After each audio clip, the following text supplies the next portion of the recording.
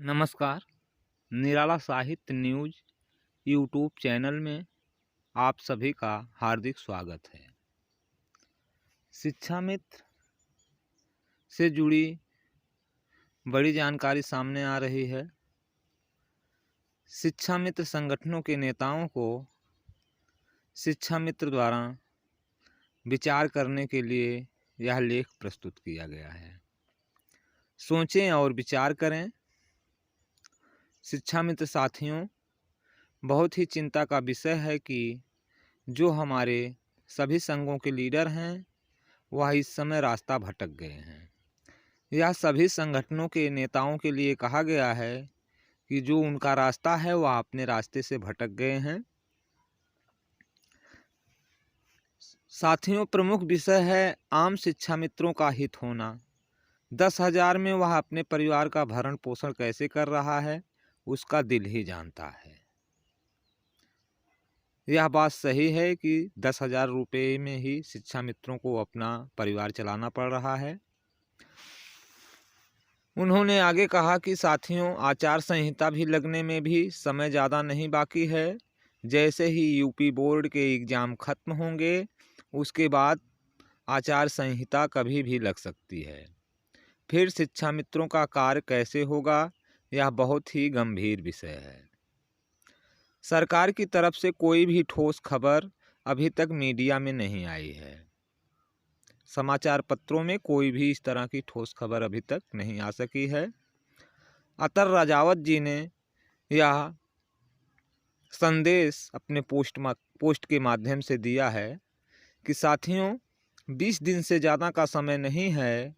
जो भी हासिल करना है इसी में प्रयास करके कर लें, अन्यथा फिर कुछ टाइम के लिए आराम ही करना है।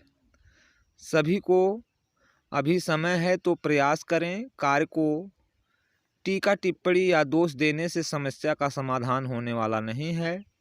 इसलिए कार्य करने में विश्वास रखें, आपसी राजनीति में नहीं।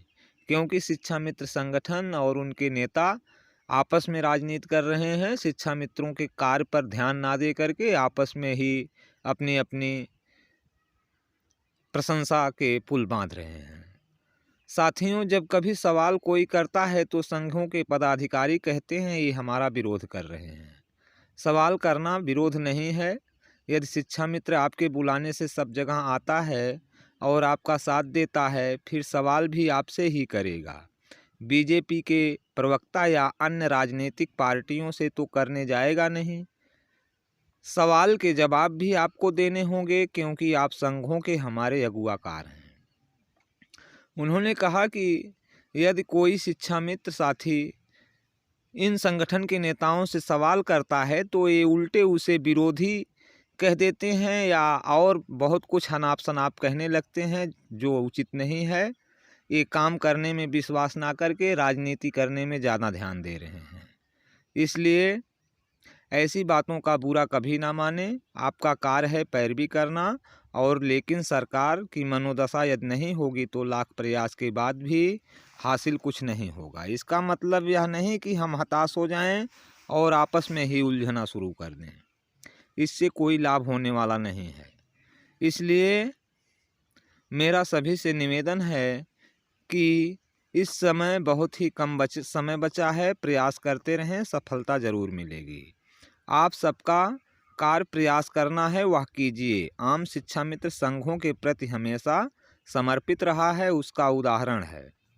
संगठनों ने जब जो कहा शिक्षा मित्रों ने हमेशा वही किया है।